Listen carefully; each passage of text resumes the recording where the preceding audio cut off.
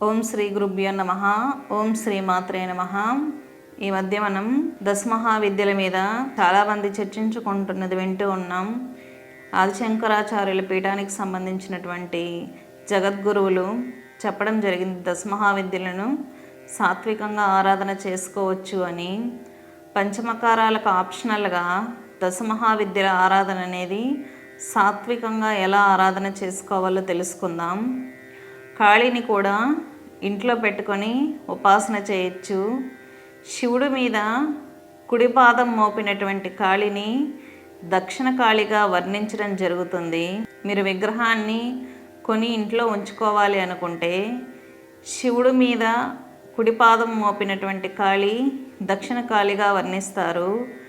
ఎడమ పాదం మోపినటువంటి కాళిని వామకాళి అని వర్ణించడం జరుగుతుంది. కుడిపాదం మోపినటువంటి కాళిని ఇంట్లోకి తీసుకొచ్చి పూజించుకోవచ్చు. అమ్మవారికి నివేదనలు నిమ్మకాయని బలివ్వచ్చు, కొబ్బరికాయని బలివ్వచ్చు. అదేవిధంగా తీపి వస్తువులని, పులిహోరని కూడా అమ్మవారికి ప్రసాదంగా నివేదన చేయొచ్చు. మద్యానికి బదులుగా ఒక ఇనుప పాత్రలో, అంటే ఒక స్టీల్ గిన్నెను కూడా మనం తీసుకోవచ్చు. స్టీల్ గిన్నెలో అమ్మవారికి పానకాన్ని నివేదన చేయడం ద్వారా మద్యానికి ప్రత్యామ్నాయంగా మనం అమ్మవారికి పానకాన్ని సమర్పించినట్లవుతుంది. అలాగే పులిసినటువంటి మజ్జిగలో మనం ఆనియన్స్ని కట్ చేసి అమ్మవారికి ప్రసాదం నివేదన చేయడం ద్వారా కూడా అమ్మవారు సంతోషపడుతుంది. అలాగే మత్స్యానికి ఆప్షనల్గా నిమ్మరసంలో అల్లం ముక్కల్ని వేసి అమ్మవారికి నివేదన చేయడం ద్వారా మత్స్యానికి ప్రత్యామ్నాయంగా అమ్మవారికి ప్రసాదాన్ని నివేదన చేయడం జరుగుతుంది. ముద్రకి యోని ముద్రని అమ్మవారి ముందు ప్రదర్శించడం ద్వారా అమ్మవారికి ముద్రా నివేదన కూడా జరుగుతుంది. అలాగే మైథున ప్రక్రియకి ఆప్షనల్గా అమ్మవారికి పుష్పాలను కూడా సమర్పించవచ్చు. ఈ విధంగా కరకరలాడేటటువంటి వస్తువులు కావచ్చు, ఉద్దిపప్పుతో చేసినటువంటి వడలు కావచ్చు, వీటిని మాంసఖండితాలకి ఆప్షనల్గా తీసుకొని అమ్మవారికి నివేదనలు అనేది చేయడం జరుగుతుంది. ఈ విధమైన నివేదనల్ని పంచమకారాలకి ఆప్షనల్గా అమ్మవారికి నివేదన చేయొచ్చు. కుడిపాదం మోపినటువంటి కాళిని ఇంట్లో కూడా పెట్టుకొని పూజించుకోవచ్చును.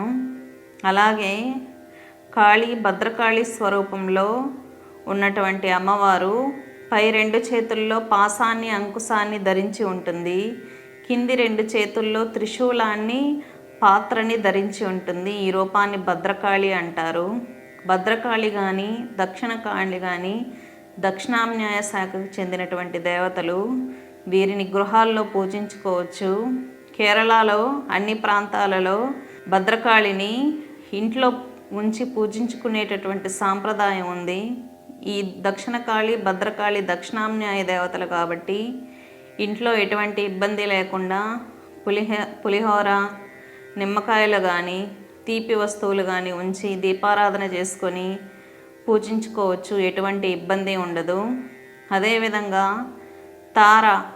తారాదేవిని సాత్వికంగా ఎవరైతే ఆరాధన చేస్తారో వారు అమ్మవారి చేతిలో నీలి పుష్పాన్ని ధరించి స్త్రీ ముద్రను చూపిస్తూ ఉంటుంది చేత్తో. అటువంటి విగ్రహాన్ని తెచ్చి ఇంట్లో పెట్టుకొని పూజ చేసుకోవచ్చును. తారాని ముఖ్యంగా నీల సరస్వతి అని సంబోధించడం జరుగుతుంది.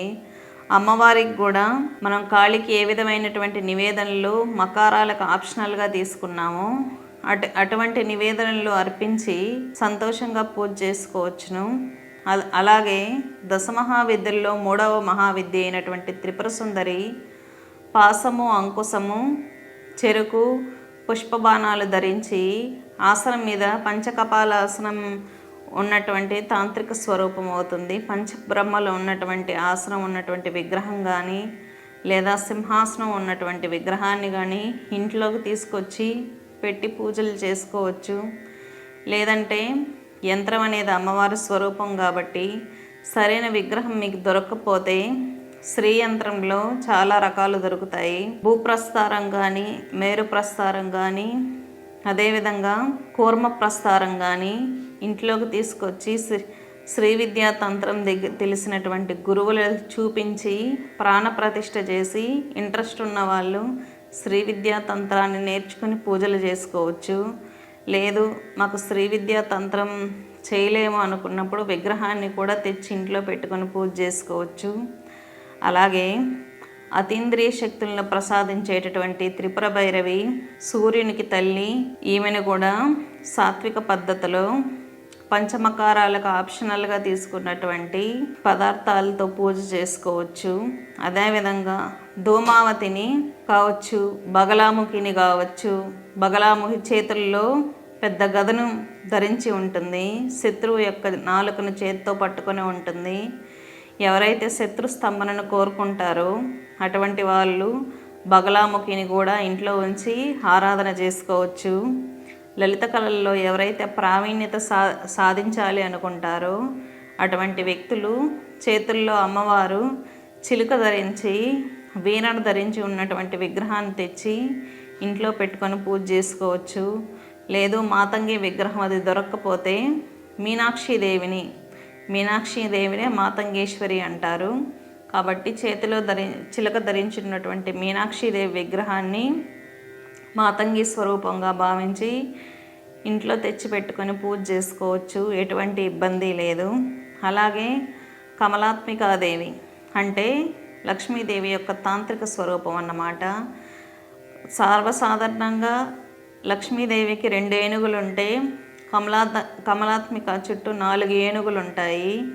లక్ష్మీదేవి ఎలా ఉంటుందో కమలాత్మికాదేవి కూడా అలాగే ఉంటుంది. మీరు లక్ష్మిని తాంత్రిక రూపంలో ఆరాధించుకోవాలి అనుకున్నప్పుడు లక్ష్మీదేవి విగ్రహాన్ని కొనుక్కొని 4 ఏనుగులను కొనుక్కొని ఇంట్లో పెట్టుకొని పూజ చేసుకోవచ్చు. ఎటువంటి ఇబ్బందులు ఉండవు. కానీ కమలాత్మిక ఆరాధనలో మకార పంచకాలు ఉండవు, మాంసం నివేదన అనేది ఉండదు. కాబట్టి సాత్వికంగానే కమలాత్మిక ఆరాధన అనేది చేసుకోవాలి. ఇలాగ దశమహావిద్యలను ఇంట్లో ఉంచి కూడా ఆరాధించుకోవచ్చు.